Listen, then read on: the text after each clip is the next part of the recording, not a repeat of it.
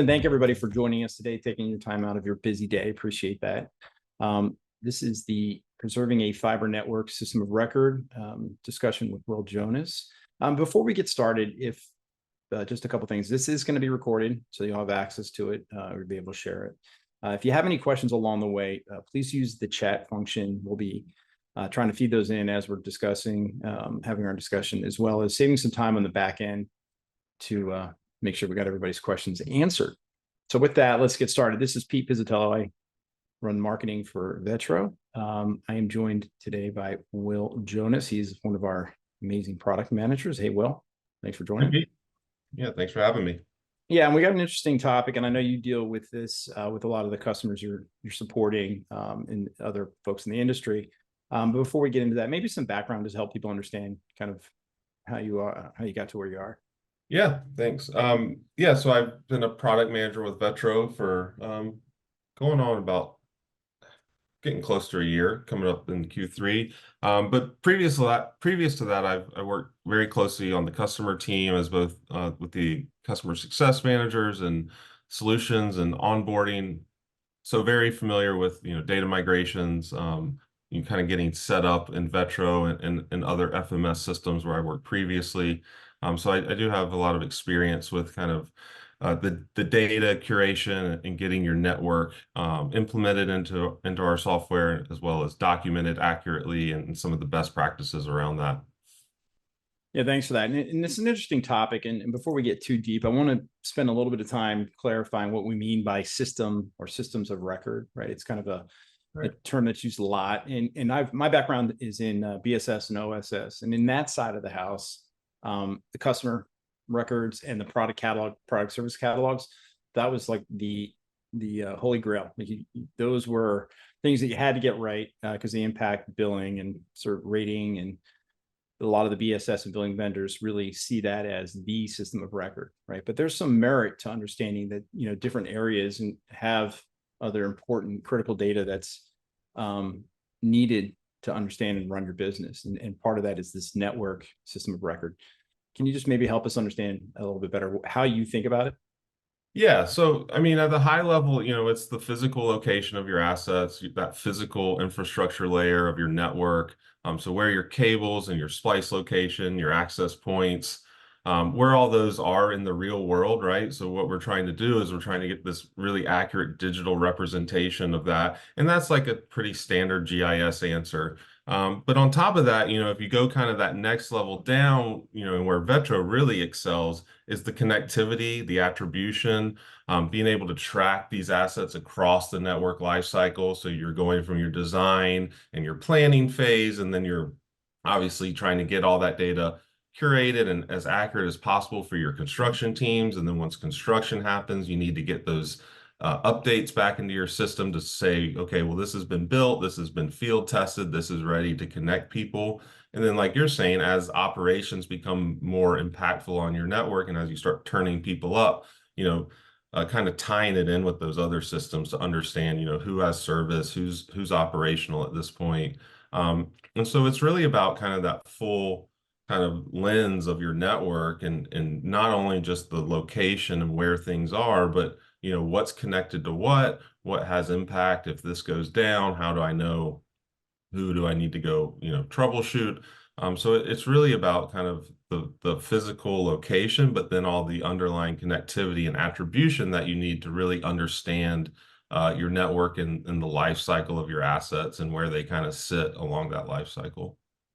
Yeah, thank you for that. And we're not saying that one of these is better than other, right? I think what we're saying is we help, we're a software company. We have a lot of folks in our ecosystem, other software partners, and working with customers. It's really all the conversations around how to sew these things together to try to get that visibility. So it's 1 + 1 + 1 is really what we're saying, to try to get to that source of truth. Does that make sense? Yeah, exactly. So there's several systems of record, and we all understand getting them, combining those helps see your business from a different perspective, right? But what else? How else do we see the system of record supporting network operators? Well, I mean, what you're showing here is there's a lot of places, right, where people are relying on kind of the details of your network, whether that's a marketing campaign or whether it's determining where you can build, where you have capacity in your network to build and expand. Um, Or it could be you're going through a lot of mergers and acquisitions and you're getting all these data sets from all these different places. You need to consolidate that. You need to standardize it. So that's why, your system of record, your physical assets, system of record becomes so important. You need a place where all this lives and can continue to kind of iterate and expand upon. It really kind of creates this one centralized location where all these other systems, you have this source of truth is why we, always use that term of where are these assets? What is their status? Where can we go and build? You have to be able to understand what you have to know where you can kind of expand and go next. And so there's just a lot of different touch points. And obviously, once you become operational, it becomes even more important to ensure that the data is accurate and that you're sending people to the right location and that when they get there, the equipment's there and you have the right connectivity details to, quickly turn up a customer or quickly troubleshoot an issue. So it really becomes kind of this web of information that a lot of different systems need to rely on, and to ensure that you're operating efficiently and have happy customers at the end of the day. Yeah, I think the web of information is a great analogy. You could do the same picture potentially for the customer and the product catalog, right? That there's Sure. certain attributes that need to be really precise, that need to be served up to different systems and different business and operational processes across the lifecycle, not at just I'm the network guy, I'm looking and checking this one piece. So it's important, but why is it hard to maintain a good system of record, network system of record? Well, I think this, when I look at this picture, I think of chaos, right? You have all these different places where things are changing and whether it's people in the field are making changes to what's, the design or the as-built say this, but when we're in the field, we see something else. We got to get that information back and keep it up to date. The other part about this is there's lots of, legacy or clunky workflows built in on these, this chaos. You're manually exchanging drawings, you're sending emails back and forth, lots of places of failure. The line of communication breaks down real quickly with some of those workflows. So, you see this and it's like you've got all these different places where things are changing kind of constantly. How do you ensure that your system of records staying up to date? How do you get kind of these things in line to make sure that they're, not breaking down the road if the information is broken? So yeah, you've got fragmented systems that you need to talk, but they don't. And so that becomes a problem. And where you really see it start to take effect is it kind of snowballs on you. And before you know it, you're doing truck rolls to the wrong place, or you're trying to connect customers and the connectivity details are wrong, or the OLT port is not turned on, and you've got a big problem on your hands when you're trying to turn up service and ultimately collect revenue, right? That's what we're trying to do. You're trying to get to revenue as quickly as possible, but you can't because you've got fragmented systems and information that's inconsistent across those systems, which just kind of snowballs and creates this chaos. Yeah, I think you raised 2 points. The inconsistent, there's really no standards that, and I think what we're ended up doing is this bottom up reconciliation to get to some standard instead of a top down, which is part of this problem. The other thing that jumps off of this page is the stakeholders. There's a lot of people at play, some that you have control over and some you don't, right? I mean, some people have work crews that are contracted out. You have an outsourced NOC perhaps, right? I mean, so you're not, if it was just me and you, it'd be easy to maintain, but we know not only are the systems pretty web-like, but the interactions between the stakeholders is the same. Completely. Yeah, you brought up a good point about the standards. I mean, I see that so often. You get into a migration, or you're like, okay, well, what are your naming conventions? What are the attributions that you want? What is your schema? And people just don't know. They've never really kind of taken the time to set that. It's kind of like, well, whatever the information we have kind of makes our schema. But the really successful ones are the ones that get ahead of that early on, and they set those standards and they force those standards. And then they've really got consistency across their data, across their attribution. And that just helps so much down the line when they're trying to troubleshoot an issue or they're trying to turn on a customer. You really see kind of this process evolve to where they really have a good handle on their data and good data stewardship. Somebody's got to own this and kind of keep it honest and keep it up to date. Yeah, we're going to get a little bit into best practices towards the end here, but I think there's a lot of data out there. Now, this is not all attributable to system record issues, but bad network data causes problems, real monetary problems for people. Even right now, I just like get your thoughts on this too. There's just business as usual. There's challenges, but what are you seeing in the marketplace in terms of some of the customers you're dealing with right now? Yeah, you see it a lot impacting time to revenue, I think, more than anything, and the ability to, quickly turn up customers. I think the ones that start with a really good ecosystem of systems, where systems are speaking to one another, they have real success. And it's, the technology is there. And when I talk to customers, they talk about the technology being there. It's really getting people to buy into the technology, using proper kind of methods to set up your systems and your ecosystem to where it does talk. Obviously, integrations play a part in that. But what you see on the backside is if things aren't connected and they're, you're really going to slow down that process to turn on customers and to troubleshoot issues. And so that's where it becomes a real, sorry, Pete, I need to plug in my computer before it dies and I get kicked out. But you really start to see where, yeah, time to revenue is the thing that always pops out.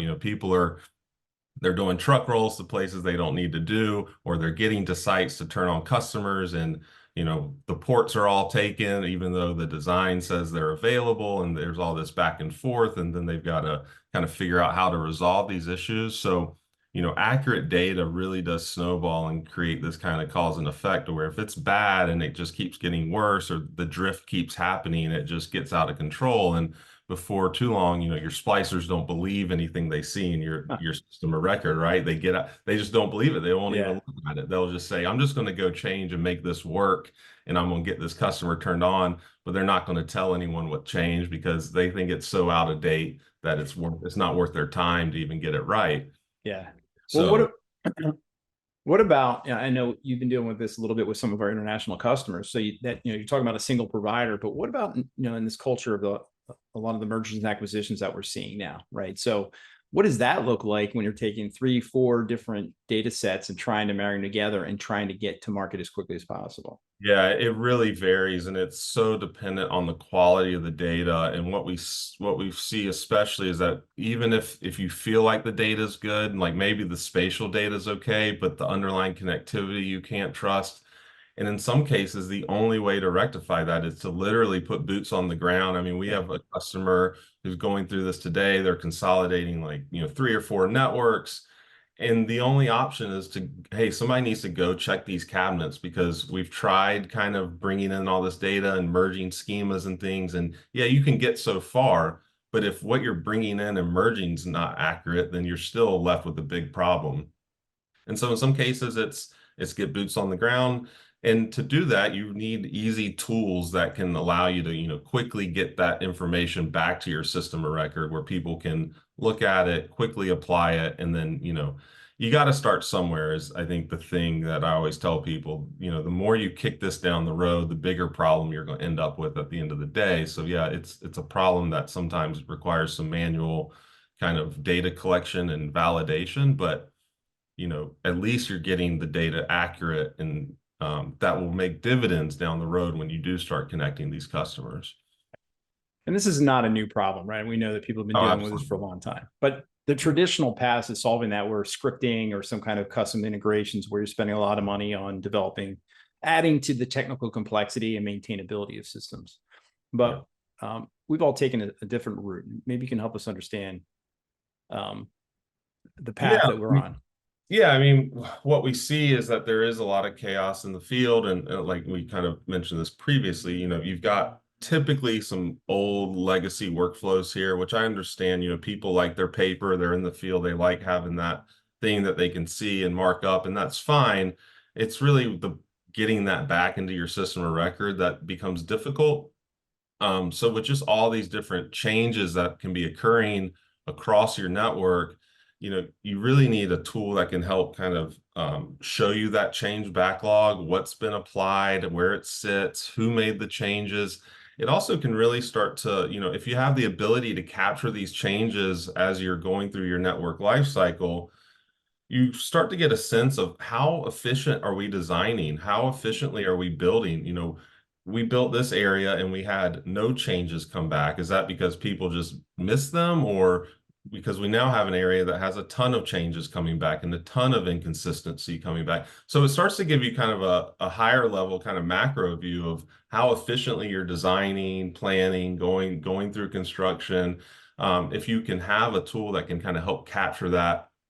And what we'll show in a little bit is like an interface in your system of record that can help kind of organize and see that real-time data stream. It starts to give you a lot of information about how well you guys are, or how well our customers are doing, kind of operating through the system and the network lifecycle. I'm a believer, man. So how do I go from spaghetti to this picture here? Yeah, you need good change management. That's what it really comes down to at the end of the day. You need a process and a change management process and tools, again, to help get organized, to help get that visibility and that collaboration across your teams. And it just, I'll show kind of what we've done with Vetro Mobile. And Vetro Mobile is, it's a mobile tool. It's, works great on phones and tablets, and it has offline capability and all these, kind of bells and whistles that you would expect with a mobile application of your FMS. But what we've really focused on is the change management piece of that. So it's not just about getting in the field and seeing the data. It's like, okay, well, I need to send a change back to my team. I need to take pictures. I need to make splicing changes. I need to do it quickly, and I need to do it to where I'm not screwing up anything in the system of record. It needs to be contained and kind of organized in a way to where I can do my job fast and as a field tech or a field engineer, and I can gather this information quickly, but I don't have to worry about screwing anything up. There's someone on the other side kind of reviewing, and an engineer in the office that's kind of showing and looking at this and saying, oh yeah, this makes sense. Let's apply this. So that's what we've really tried to focus on, preserving that data integrity and creating that audit trail with a change backlog management tool. So can we give us a walkthrough? Yeah, let's play this. So this is Vetro Mobile. I'll kind of talk through what I'm showing here. So again, at the top, you've got kind of your plan. So plans in Vetro are just the way you organize your data, and you can see all your layers just like you can in our fiber management system. So again, this is really about look, feel of Vetro. We created a simple tool that is purpose built for this workflow. So here I've decided I'm in the field, I'm doing some QA planning for construction. I noticed that there's no drop at this location, even though I know we're going to plan to build here. So I can quickly go to my drawing tools, I can snap to features, and then I can get another line to indicate that drop that needs to be part of this design. So I can quickly kind of make these changes, and notice nothing I'm doing here is changing our system of record. It's just kind of what I'll show is it just kind of gathers that. Now I could keep drawing if I wanted to. I'm just showing here that you can draw as many points as you want. Obviously, I just want to do a drop. So I'm going to accept this. And what you'll see when I accept it is I have some options. Now I can make this part of just a red line markup if I wanted to, just like a dummy feature. But I actually want to say, no, this is a drop. This needs to go on a layer. And by doing this, it allows me to, fill out any attribution. Now I'm not going to fill out all these details, but in the real world, you probably would want to. Again, you want good data. So you're really extending the ability for your field teams to help collect this data. But yeah, I'm going to pick a placement, and I can put a note on this saying that I designed this drop from the field. And once I've done that, what I'll show, and just bear with me as I type slowly on my tablet,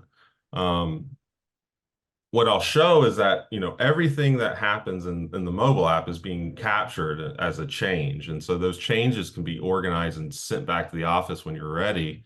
And so here I'm just showing that first change has been captured. I'm not ready to submit it yet, but I do have this new feature that I've created. So in this scenario, what would I do next? Well, I want to also tell them where this drop needs to be spliced, what port needs to be connected here. So then I'm going to go to the FAT, or what we call a fiber access terminal. I can view the equipment that's at that place. I can see I've got a 1 to 4 piece of equipment. I could add new equipment if I needed to. But here I'm just going to pick the splicing of the two features I want to splice. So I'm going to pick the downstream.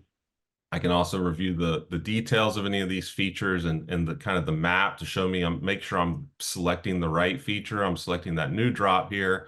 Then I'm going into our splicing modal. So here I can actually create the connection between the port and the strand. So I'm just selecting that. Obviously, I'm just gonna go 1 to 1 here.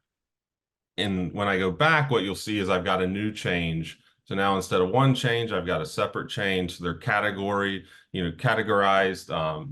connection versus a new feature. And then lastly, I want to go to that service location. I want to make sure that, the attribution, the information is accurate there. So again, like I could improve our address information if I needed to. I could, I can review and make sure that everything's accurate here. I noticed that the drop type's missing, obviously, because there was no drop. So I want to, get that set. So here I'm just doing a simple attribute change. Again, not changing anything in real time, but I'm collecting all these, and now I'm ready to essentially send those back to the office team. So here I could put in a work order number or a task ID if I had one. I'm just going to use a change label, and I'm going to submit that. I could also add any pictures if I want. I didn't show any pictures here, but we have full capability to add any photos, as you're collecting this data. So that's kind of at a high level how the Vetro mobile app works. And what I'll show next, if you want to go to the next slide, Pete, is how the change interface works. So the change interface, I don't know, Pete, if you can get to the next slide. There it is. Sorry. Yeah, so this is an overview of our change management interface. So what I'll show in the next video will look very much like this, but I want to kind of give an overview of what you're seeing. So we've got this in-app in Vetro Fiber Map. What we've done is we've built this in-app interface to help manage your change backlog and help manage and apply these changes as they're coming in real time to the office. So as you can imagine, for the editors and the network engineers or the designers that live, eat, breathe in Vetro, they're in here all the time working. Well, they have this change management interface up, and as these changes are coming back, they don't have to wait till the end of the day to get a scan of some document that's got write-ups or a physical copy that's got coffee stains on it, right? Or a bunch of emails of, hey, I added a drop here, go add it, and I connected it. This helps reduce all of that. It really helps simplify and really, more than importantly, it helps track it all. So on the right side, what you see is when you expand into the details of that change, that's where you get to see kind of the categories and the different change types that were submitted. You see the spatial location of where they happened. And then, more importantly, instead of having to go draw a drop and connect it and add all the attribution, you can simply with, a click of a button say, I want to select all these changes and I want to apply them. And it's just going to create those features and those connections and the attribution for you.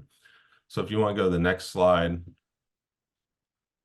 So again, here, this is where I am. So I'm back in Fiber Map. I'm going to show the change interface if you want to click play there. So I'm just going to zoom down to that same exact location. I'm in the same plan, the same network.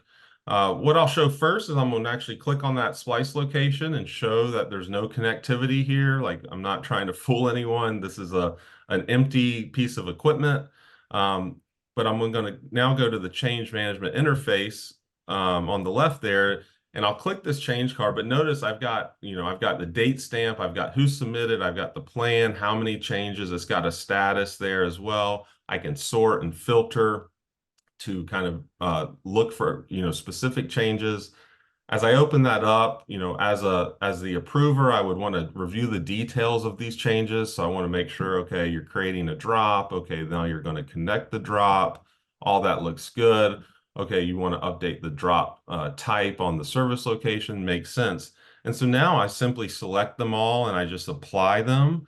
And all those changes get pushed, directly to your system of record with one kind of click.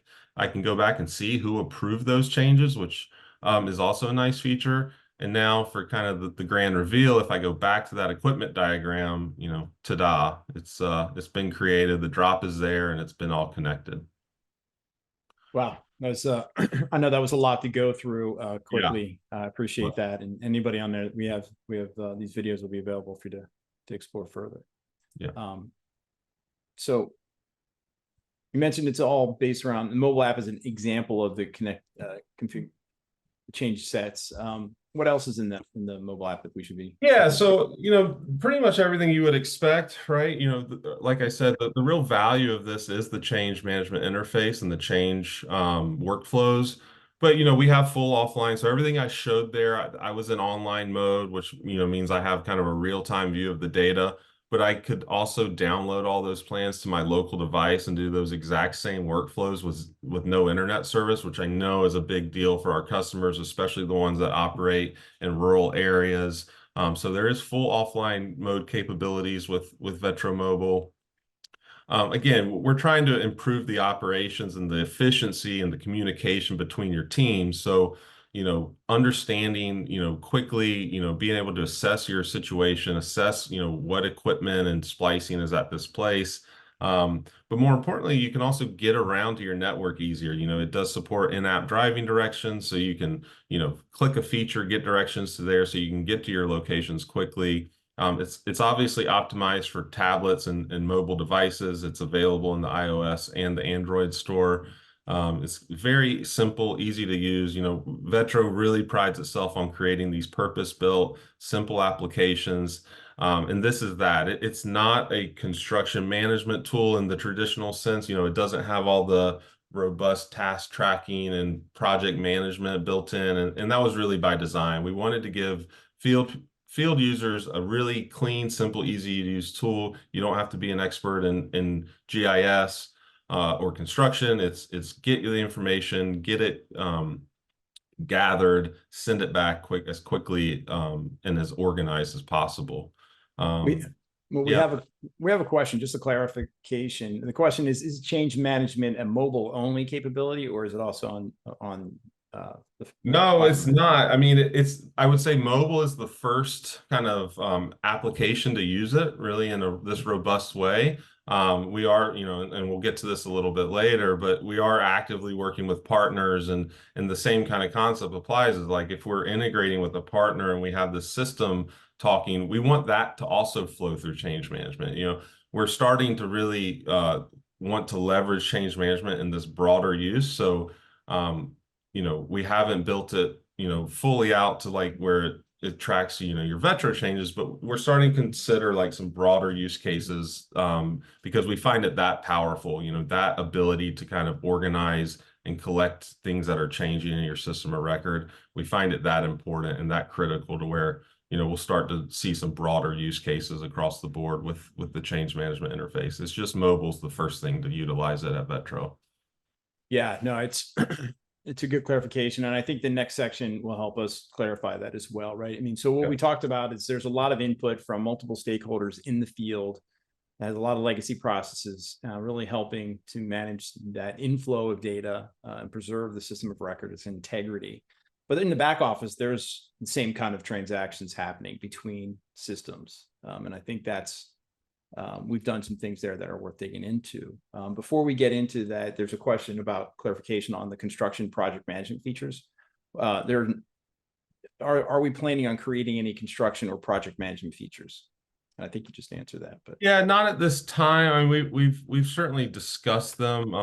Not specifically at this time. We might do it, down the road in a very Vetro simple way. I wouldn't, completely rule it out, but yeah, not at this time. There's no immediate plans for that.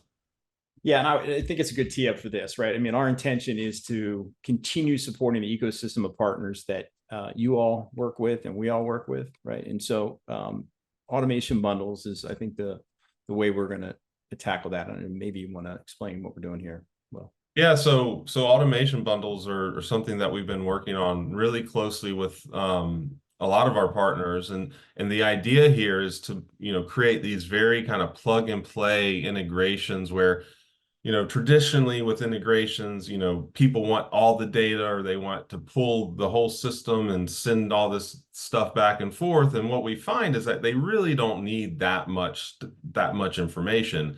And where you see a much more successful implementation of an integration is if you can standardize these things and you can say, okay, we're going to set these fields as like critical fields for this two-way data flow, and they're going to have their own kind of attribution that belongs there. And then you can create these real simple workflows to where it doesn't really matter who your OSS BSS is or your construction management tool, because it's going to operate in the same way. And we've kind of nailed down this critical data that needs to flow back and forth. And that allows, us to kind of really take the customers out of it, work directly with the partners and really get these plug and play automations that can really enhance your system of record and enhance the information that they rely on. So, they're talking and communicating on the same details of the attributes that they need.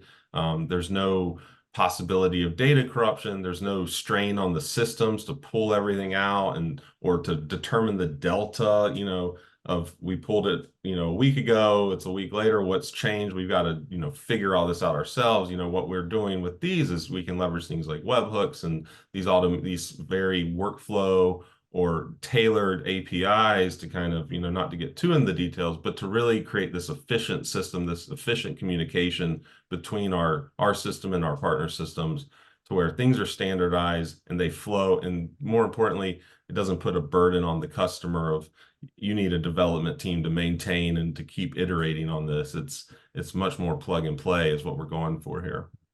Yeah, there's a couple of questions backing up, and just to get back to the project management, construction management, what we're doing is really focusing on creating better fiber management capabilities and protecting the data to work within the ecosystem, not to impede and work with our other partners. We have about a dozen partners, other software companies that you all work with that are in the pipeline to adopt this, and we'll be at Fiber Connect next week. We can talk further about that. One question is about webhooks. Are webhooks available? We have partners leveraging webhooks. They're not readily available to everyone yet, but we have started to leverage them with some of our partner automations that we're working on. And so, we expect to kind of expand those down the road, but it really kind of depends on your need and your use case. So, probably would need more information about exactly what you're trying to do. But yeah, as a thing, we are leveraging them with some of our automation bundles. Right. So they're in the toolkit. If you have a question specifically, I think the CSM can help you, or you can reach out to Will to kind of help dig into what you're actually trying to get done, how we can help you there. There's also a question about the splice window update. The comment is the current update, it makes it more difficult to troubleshoot networks. Is there any updates to the design coming? I don't know if you have that answered on the top of your. I'm not sure. Okay. If are we talking mobile here? Are we talking fiber map? I'm not sure on that. I'm not sure. I think we'll get back to that customer. We'll get back to you, Brandon. Yeah. All right. So all this to say, this is kind of just the opposite of the chaos picture, that our intention is to support the entire ecosystem and business processes on the right-hand side, but just try to herd the cats so that we have not only a better way for you to protect and understand what's going on with your system of record, but this standard plug and play approach that lets other partners step in, but also gives you the freedom to not be locked in with any of the tool sets that you have, that you can move around and still keep your business as usual moving forward. Anything to add to this slide? No, I think that's exactly it. We're trying to be kind of, create these bundles and these workflows that really work. For us, it doesn't really matter what your other vendors are. It's we're trying to gear towards, a provisioning workflow for BSS OSS, a construction management workflow for CMS. So it's really about, creating these simple, identify the critical information that needs to exchange, make sure it is a two-way. It doesn't do us a lot of good to just send information but not receive updates on it, right? And those updates need to flow through a thing like change sets and change management to ensure that there's proper tracking and visibility of what's changing. One of the problems that I don't think I mentioned in kind of legacy integrations is that when you have these two-way data flows and nothing's being, maybe, us as a vendor knows what's happening, but you don't have insight as to what's coming in. You just know things are flowing and you're hoping that that information's making it back in the right place, but you might find where it's failing in some cases. So just increasing that level of visibility into what's changing in your system of record, whether it's a third-party device app, that's coming in, or it's another integration from another system, the same concept applies. Taking surprises out of the equation. You're not waking up and some script ran and your plans are completely different from. Yeah, exactly. Or that, the information's wrong. You've bulk updated 1,000 records, but it's all wrong, and you don't know. Then the biggest problem is if you start to not trust the data, and if people using the data stop trusting the data, that's a big problem. That's a really hard hurdle to get back over. It's hard to regain that trust. And so you want to make sure you can point to people and say, no, this is accurate. We can see what came in, when it came in. It was, auto approved, whatever. You can trust this data when you go to the field and trust that it's accurate. Yeah, that's great. It's a great point about trusting the data. So we've kind of unpacked the mess, right? Kind of pointed at all the hairy things that exist in both the process side and the back office side, and showed some ways to start tackling the problems, or how we're starting to tackle the problems. But what can network operators start doing today to kind of help them get their hands around this problem? Yeah, the first things that always come to mind is a couple things. Setting those standards is very important, and holding people to those standards. And there's little things you can do, creating pick lists as opposed to open text fields, and some of these things that seem so simple, but maybe you don't take the time to set that kind of thing up, or leveraging permissions across your systems to say, I only want this person to see certain data, certain layers. Really taking the time. And yeah, it takes time to do that, right? It takes time to get all that set up, but it really does pay dividends. I always say, I'm not going to sit here and, everyone's heard bad data in, bad data out. Everyone knows that. But data ownership, right? Data stewardship, having somebody who owns this, or a team of people who own your data and kind of govern it and make sure that it's staying up to date, and that it does, unfortunately take some work to get there, but it's doable. And then lastly, don't kick it down the road. I've seen so many times where people just ignore it. They focus on getting the data in, but not cleaning it. They do bring bad data in, mergers, acquisitions. You can't kick this stuff down the road. Sometimes you've got to put boots on the ground and go validate it, but give those people tools that make their jobs easy to do it, to where they're not having to draw it on hand and, get all that back via some scanned, clunky process. Give them technology that helps them work fast and work safe. And that's, I think, the big takeaway is that you've got to just kind of take it head on and put some governance in place. And somebody's got to kind of keep the data aligned and keep it from drifting, and make sure that it remains accurate. Well, I think that's a good point. I think we've seen people do discrete kind of asset inventory and update all their documentation, but the inbound processes and systems hasn't been updated. So, or you haven't addressed those problems. So you're not stemming the flood of bad data after you get that one discrete effort completed. I would also add here, there's a couple of things about choosing the right partners. I mean, I do think different software vendors have different approaches in trying to be, and it's hard for companies to accept this, but trying to take things out of the box to lean towards more standards, and then versus over customization, right? I mean, that's a conversation that we're always in balance with our customers about. You are unique and special, but maybe not so unique. So maybe we can adopt what we have coming out of the box and pick vendors that kind of think that way. Yeah. I mean, I certainly understand the draw to having kind of custom solutions. Just, you've got to be very mindful that, while it might be great to get it customized for you, it just makes it that much more difficult down the line to upgrade your tooling, or to get, these things, on better technology. The more custom you are, the harder. I've seen that time and time again. It becomes a much more struggle to update your software if you have this totally custom thing. And obviously there's services and Veterized services. I mean, we have teams that are dedicated to helping people onboard, helping people, get their data in and get it right. And also, you made a good point when picking your partners. You need to understand, yeah, I had this old legacy system and we did it this way. We have GE Small World and it works X, Y, and Z.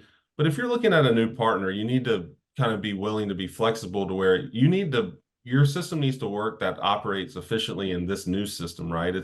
You're leaving this old legacy system because you want to go to a new system that's, better. To do that, you need to kind of be willing to change and kind of get with the way that system works, the best.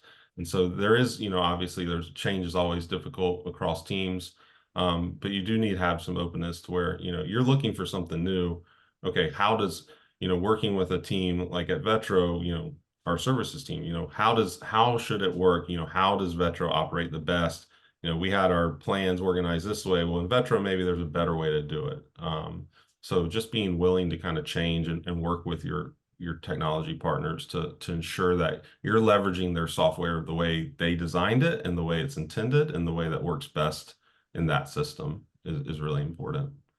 Yeah, I appreciate that. We're about over time. I don't see any new questions popping up. I want to say thanks, Will, for sharing your insight and walking us through all that stuff. The invitation's out there for everybody listening. If you'd like a more personalized walkthrough of any of that, that we showed change management capabilities and mobile capabilities or Vetro in general, please raise your hand, let us know. We will be sending out a follow-up email, giving you a link to the content we walked through today. So thank you again for joining us. Will, thanks again for sharing all your insight.